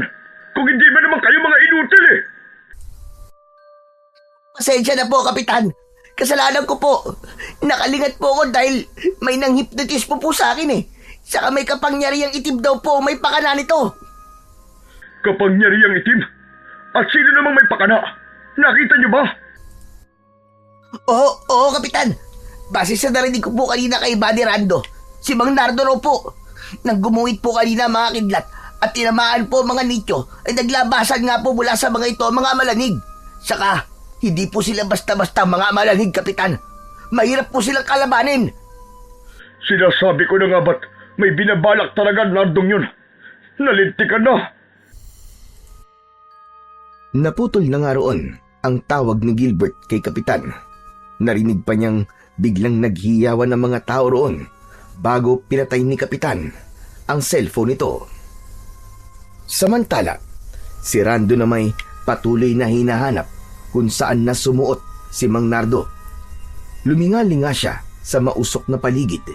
Patuloy pa rin ang pagbuhos ng ulan at ang panakanakang pagguwit ng kidlat at pagdagundong ng kulog. Mang Nardo! Mang Nardo, lumabas ka! Alam ko narito ka pa. Bakit mo ba ginagawa ang ganito? Pagbaling ni Rando sa isang banda ay naaninag niya ang bulto ng isang taong papalapit sa kanya. Nakasuot ito ng kulay itim na kapote. Ang mga mata nito'y nagbabaga sa kapulahan. Mang Nardo! Mang Nardo! Kayo ba yan? Ako nga, Rando. Pero binabalaan kita. Hindi ka na dapat nakikialam dito. Hayaan mong maglapat ako na katarungang hindi nakabit ng pamilya ko. Oo, alam kong may taglay kang mutya ng sumasabog na bawag. Pero hindi sapat yan para labanan mo ko. Malakas ang taglay kong kapangyarihang itim. Kaya kong tawagin ang lahat ng uri ng mga aswang kung gugustuhin ko. Kung magiging hadlang ka lang din naman sa pag-iiganti ko, hindi ako magdadalawang isip na idamay ka at ang mga kasamaan mo, pati pamilya mo, ay pwede kong idawit kung gugustuhin ko. Wala akong alam sa dahilan ng pag-iiganti nyo, Mang Nardo. Pero hindi naman po yata tamang idamay nyo ang mga inosenteng tao sa baryo. Anong sinasabi mong inosente? Kung alam mo lang, Rando, kung alam mo lang ang ginawa ni Kapitan Tonyo at ang mga taga-baryo sa pamilya ko noon, binaliwala nila ang pamilya ko sa kabila ng pagmamakaawa kung tulungan sila dahil sa sakit na may lunas pa sana. Pero anong ginawa nila? Naging makasarili sila at gusto nilang sila lang ang makinabang sa ayuda. Siniraan nila ang pamilya ko at nagpakalat sila ng kung ano-anong kasinungalingan na keso may lahi raw kaming amalanhig. Ang sakit daw ng pamilya ko'y lubang nakakahawa at hindi na kailangan mabuhay pa. Wala na raw pag-asang gumaling pa ang sakit nila. Ang Kapitan Tonyo namang yon ay agad naniwala sa kabila ng dati kaming matalik na magkaibigan. Nagbago siya. Simula nang maluklok siya bilang kapitan at itinakwil niya ang aming pagkakaibigan. Mas kinampihan niya ang mga maiimpluwensya at mayayaman sa baryo kaysa sa kaibigan niyang isang hamak na mahirap lamang. Kaya magmula nang mamatay ang asawa at mga anak ko, nangako ko sa sarili kong ipaghihiganti ko sila isang araw. At heto na nga ang araw na yun. Wala na makakapigil pa sa paghihiganti ko. Sa kanyang nalaman ay hindi nakaimik si Rando. Tama siyang may malalim ng dahilan si Mang Nardo at hindi pala biro-biro ang pinagdaanan ng pamilya nito. Kaya kung ayaw mo madamay, Rando, ay wag mo nang tangkaing kalabanin pa ako. Matatahimik lang ako kapag naipaghiganti ko na ang asawa at mga anak ko. Wag mo nang hayaang gamitin ko pa ang pinakamabagsik na enerhiya na taglay kong kapangyarihang itim. Hindi ko po kayo lalabanan, Mang Nardo. Pero hindi naman po ako makakapayag na pati mga inosente tulad ng mga bata ay madamay. Hindi naman po siguro lahat ng taga-baryo ay siniraan kayo o sang-ayon sa nangyari sa inyo noon. Isa pa hindi naman po yata tamang pati mga namatay nilang kaanak ay ginising nyo at ginawa nyo mga amalanig. Pwes, wala na tayong magagawa roon, Rando. Nangyari na nangyari at hindi ko na mababawi yun.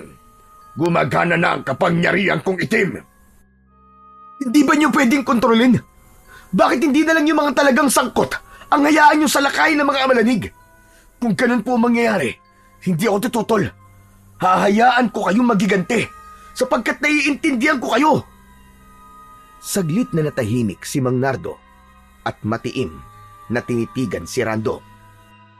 Pwes, Hindi naman talaga ako masamang tao.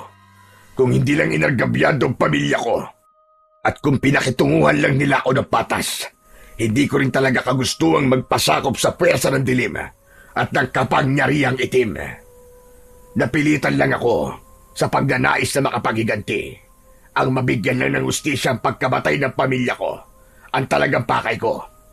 Oo, gusto kong sundin ang mga sinabi mo. Pero may kondisyon. Ano ang kondisyon, Mang Nardo? Pinag-usapan nila ang kondisyon ng gabing yun hanggang sa may mapagkasunduan sila. Samantala, sa pinakabaryo ay nagkakagulo na ang mga tao. Kanya-kanya sila ng tago. Pati ang mga kalalakihan ay natakot kalabanin ang mga amalanig na talaga namang pagkakabangis ng itsura at hindi pangkaraniwan ang bilis kumilos. Ang ilang minalas na nahuli ng mga amalanig ay todo sigaw. Gayunpaman, ang iba ay hinayaan nilang makatakas. Ang iba ay dumanas ng brutal na paglapa. Nagmistulang naging mapamili ang mga amalanig na yon. Para bang meron silang espesipiko na target. Isa sa mga naabutan at nahuli ng mga amalanig ay si Aling Corazon. Tulong! Tulungan niyo ako! Lalapain ako ng mga amalanhig! Tulong!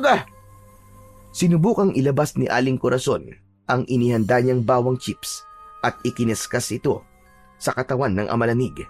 Ngunit wala naman itong naging epekto. Sa halip ay lalo pang nanggigil sa kanya ito. Lalo ring humigpit ang pagkakahawak nito sa matanda. Ano pat bumaon sa balat nito ang matatalas nitong mga kuko.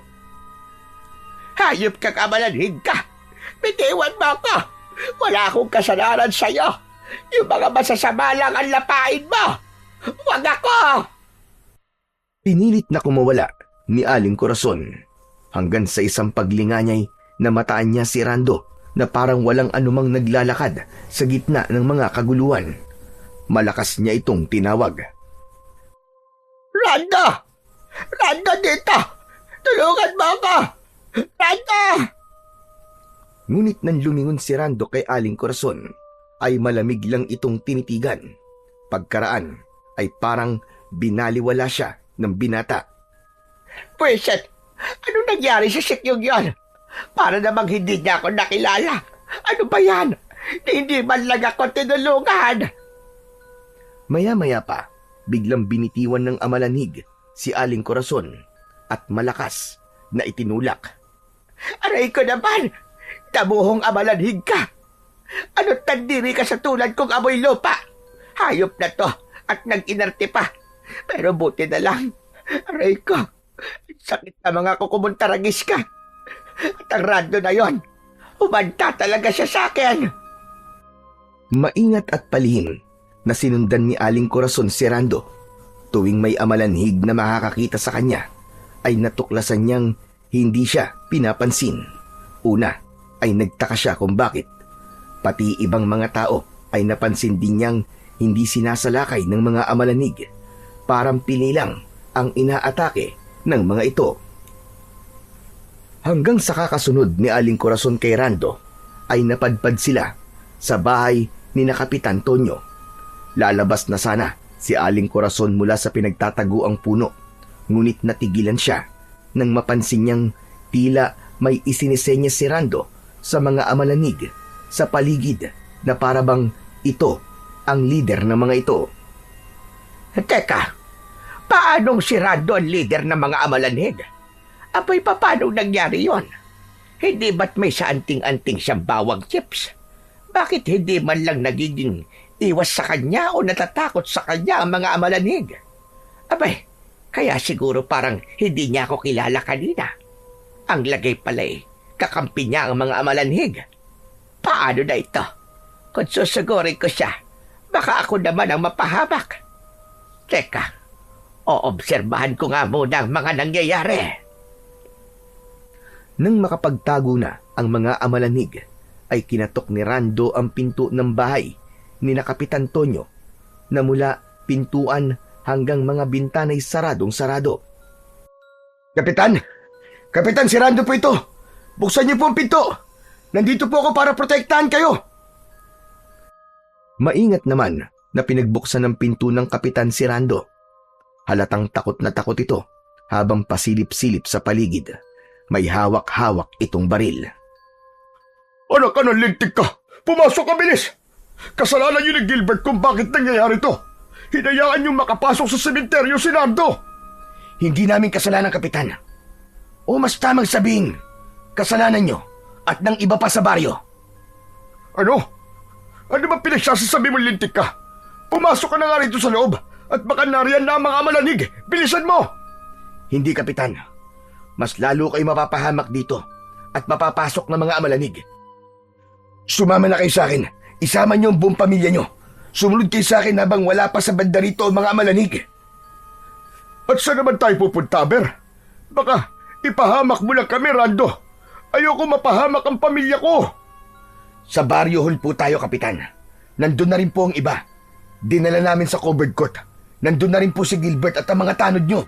Nakabantay sa gate. Sigurado ka ba riyan? Oo, Kapitan. Ligtas kayo ron. Sige, sandali lang at sasabihan ko ang asawa at mga anak ko. Ilang sandali lang ay palabas na ng kanilang bahay sina Kapitan Tonyo at ang kanyang pamilya. Nakasunod sila kay Rando habang takot na minamataan ang paligid.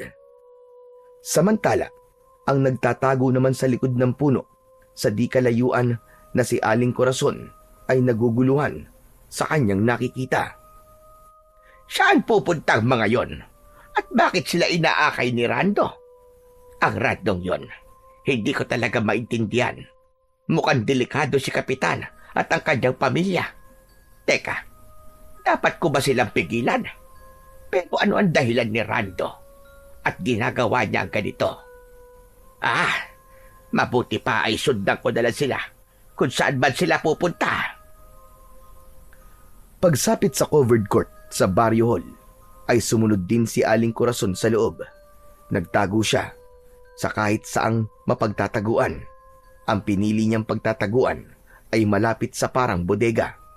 Naghintay siya roon kung ano ang susunod na mangyayari. Sa di kalayuan ay nakita niya ang sikyo na kasamahan ni Rando na si Gilbert. May kasama itong isang lalaking nakakapote ng kulay itim. Maingat nilang isinasarang maigi ang gate matapos makapasok ng pamilya ni Kapitan Tonyo. Aba, teka. Sinong lalaking yon? Bakit parang kamukha ni Rando? Dalawa si Rando? Leche, namamalikmata yata ko. May kakambal kaya si Rando? Maya-maya, lumapit sina Gilbert at ang lalaking nakakaputing itim kay Rando na akay-akay ang pamilya ni Kapitan Tonyo. Ang lalaking nakakapote, todo yuko at tinatakpan ang muka gamit ang hood ng kapote. Kayong dalawa, alam niyo na kung anong gagawin. Sa gabing ito ay malulubos na ang pag-iiganti ko. Ay nakahanda na rin po kami ni Buddy. Sige na, pero bago pa ang lahat ay i-check niyo muna ang buong court at baka may nakapasok na hindi dapat nakapasok. Kung hindi, may madadamay na inosente. Sige ho, yun ho talaga ang gagawin namin ni Buddy. At kumilos na nga sina Gilbert at ang lalaking nakakapote. Samantala, ay naguguluhan naman si Kapitan Tonyo sa narinig nitong usapan ni Rando at Gilbert at ng isa pang lalaki. Nilapitan ito si Rando at nag-usisa. Sandali ka, Rando. Bakit hinoho ka ni Gilbert? At sino nga kasama niyo lalaki na nakakapote? Saka, anong sinasabi mong paghiganti? Anong ibig mo sabihin? Huwag mo nang isipin yun, Kapitan. Ang importante, ligtas na kayo rito. Sumama na kayo sa mga taga-baryo na naghihintay sa inyo sa pinaka-court. Kilalanin niyo sila at alalahanin niyo nakalipas na siyang dahilan kung bakit kayo narito ngayon. Ano ka mo? Lintik na yan. Hindi kita maintindihan, Rando eh. Sige na, Kapitan. Sumunod na lang kayo sa akin nang wala nang tanong-tanong at naiinip na ako at ang mga alagad ko. Anong mga alagad ang pinagsasabi mo? Pinaglololoko mo ba ako, Rando? Kung ano-anong pinagsasasabi mong hinayupak ka eh. Sumunod ka na lang sa akin, Kapitan, at malalaman mo rin. Biglang pinagdiliman ng muka si Kapitan. Kaya naman ay nagawa nitong tutukan ng hawak na baril si Rando. Ngunit si Rando na may naging alerto at mabilis na inagaw ang baril ng Kapitan. Umugong ang pagkagulat ng mga kapamilya ni Kapitan. Tarantado ka, Rando! Anong ibig sabihin ito? Magpaliwanag ka! Ngunit hindi mo na sinagot ni Rando si Kapitan Tonyo. Sa halip ay pinagsisisipa niya ito at ang mga kapamilya nito habang tinututukan ng naagaw na baril. Napilitang magsisunod ang mga ito hanggang sa pinaka-covered court kung saan naroon ang ilang mga taga-baryo na pinagtulungan dalhin doon ni na Gilbert at ng lalaking nakakapote. Hayan, Kapitan. Magsama-sama kayo ngayon. Sila mga pinanigan mo. Sa halip na ako, na dati mong matalik na kaibigan. Itinakwil mo ko at ang pamilya ko. Alam mo ba kung gaano kasakit yun? Nasisiraan ka na ba ng ulo, Rando? Hindi ko alam ang mga pinagsasasabi mo. Oo nga pala. Hindi nga pala ako si Rando. Gusto mo malaman kung sino ako? Ako lang naman ang multo ng konsensya mo. Sukat noon din, gamit ang kanyang kapangyarihang itim, ay nagbago ng kanyang anyo si Rando. Bumalik siya sa totoo niyang anyo. Nang makilala naman ito ni Kapitan Tonyo, ay matinding takot ang lumarawan sa kanyang muka. Maigpit tuloy niyang nayakap ang kanyang asawa at mga anak. Nardo, paanong nangyaring? Hindi. Nasaan na totoong si Rando? Hindi ka totoo. Hindi ka totoo. Naalala mo ba, Tonyo, ang isinigaw ko nun sa'yo? Sabi ko isang araw, ipaghihiganti ko ang hindi makatarungan sinapit ng mag-iina ko. At heto na yon. At anong binabalak mong gawin sa amin? Anong binabalak mo? Ang mga katulad nyo ay hindi na dapat nagtatagal pa sa mundo, Tonyo. Mga ganid kayo at mapagsamantala sa mga katulad namin na nasa laylayan sa lipunan. Mas pinili nyo ang sarili nyong katayuan kaysa kumilos ng patas. Isa pa hindi ka tapat na kaibigan, Tonyo. Isa kang taksil. Sira ulo ka ba, Nardo? Pinakinggan ko lang ang sigaw ng mas nakararami. Kahit alam mong puro walang katotohanan, pinakinggan mo. Kaya ngayon ay sinisingil ka na ng mga kaluluwa ng mag-iina ko. Kahit maglupasay ka pa ngayon sa harap ko at pagsisiya ng mga ginawa nyo ay huli na. Hindi na nyo maibabalik ang buhay ng pamilya ko. Ngayon ay magdudusa kayo.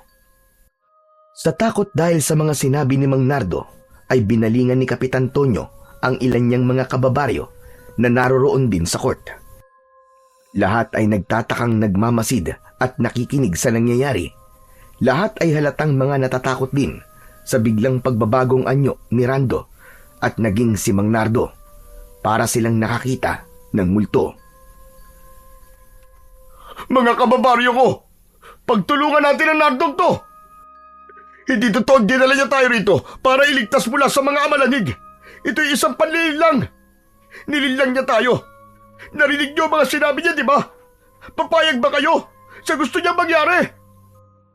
Unay natakot ang mga taga-baryong yun, pero dahil sa sinabi ni Kapitan Tonyo ay nagalit ang mga ito. Kaya naman ay nagkanya-kanya sila ng dampot ng kahit na anong magagamit na sandata at sinimulang habulin at umugin si Mang Nardo. Ngunit si Mang Nardo ay mabilis naman tumakbo patungo sa gate kung saan nag-aabang sina Gilbert at ang lalaking nakakapote na walang iba kundi ang totoong si Rando. Sige, sigurin yung demonyong Nardo na yan. Akala siguro niya, ha? Walang pag-iiganting magaganap. Nasa mga kamay natin ang magliligtas sa atin. Sinigawan naman ni Mang Nardo sina Gilbert at Rando nang malapit na ito sa banda nila sa may gate. Papasukin ang mga malanig pagkalabas ko. Sa kanyo mabilis na ilak ang gate pagpasok ng lahat ng mga amalanig. Huwag niyong hanghayang may makatake sa kanila. Kailangan maubos sila ng mga amalanig. At ganun na nga ang nangyari. Pagkalabas ni Mang Nardo sa gate, ay tinawag kagad nito ang mga amalanig na agad namang naglitawan mula sa kanilang mga pinagtataguan sa paligid. Galit na galit at tila atat na atat ang mga itong sabay-sabay na pumasok sa gate ng covered court. Nang makapasok ng lahat, ang mga nagsisiatungal na mga amalanig ay mabilis nang pinagtulungang ilak ni na Gilbert at Rando ang malapad na gate. Sukat noon, napaatras ang grupo ni na Kapitan Tonyo. Anak ng hinayupak! Atras mga kababaryo ko! Iligtas niyo ang inyong mga sarili! Samantala, ay lalayo na sana si Mang Nardo, Gilbert at Rando mula sa covered court nang may mapansin si Rando na kumakaway at patakbong sumisigaw sa direksyon nila. Teka, si Aling Corazon! Nasa loob ng covered court si Aling Corazon! Mang Nardo, hindi siya dapat naroon! Naku po, paano siya napunta ron, buddy? Ano gagawin natin? Babihira! Ang matandang yun na naman. Mukhang sinundan pala ako sa pag-aakalang ako talaga si Rando. Delikado siya. Sa dami ng namarkahan ko ng tanda na mga dapat lang lapain ng amalanig, ay hindi na siya mapapansin ng mga ito at mapagkakamalan siyang kabilang sa mga lalapain. Teka, hindi ko siya dapat madamay, Mang Nardo. Kailangan ko siyang iligtas. Nang wala ng patumpik-tumpik pa, ay agad nang tumakbo si Rando pabalik sa loob ng covered court. Buddy, wag! Anak ng lagot na. Delikado ka na, buddy. Mang Nardo, wala ba kayong gagawin? Nagkibit balikat lang si Mang Nardo. Sa mga mata nito'y naroon ang matinding lungkot na hindi maipaliwanag. Hayaan mo lang siya. Malakas ang enerhiyang taglay ng kanyang mutya ng sumasabog na bawang. Sige, maiwan na kita. Tabihan mo na lang si Rando na matapos malapa ang lahat ng nasa covered court ay patayin na rin niya lahat ng mga amalanig. Magkita na lamang kami sa sementeryo kinabukasan. Sabihin mo naroon ako sa puntod ng asawa at mga anak ko.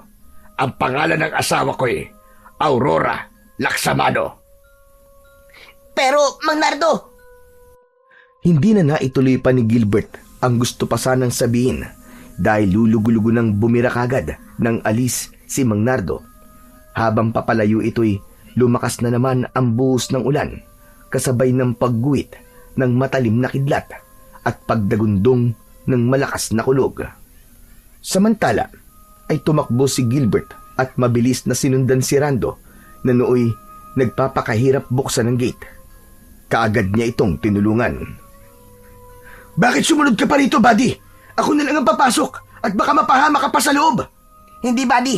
Magtutulungan tayo. May mga ibinilid sa akin si Mang Nardo. Matapos nating mailigtas si Aling Corazon at matapos daw malapa ng mga amalanig ang lahat ng nasa covered court, ay pagtulungan daw nating patayin ang lahat ng mga amalanig na nandito. Bigyan mo na lang ako ng bawag mo na hindi daw ubos. Pagpasok nila sa gate, ay natataranta kagad nilang sinakluluhan si Aling Corazon na nooy sumisigaw na hinahabol ng isang grupo ng mga amalanig.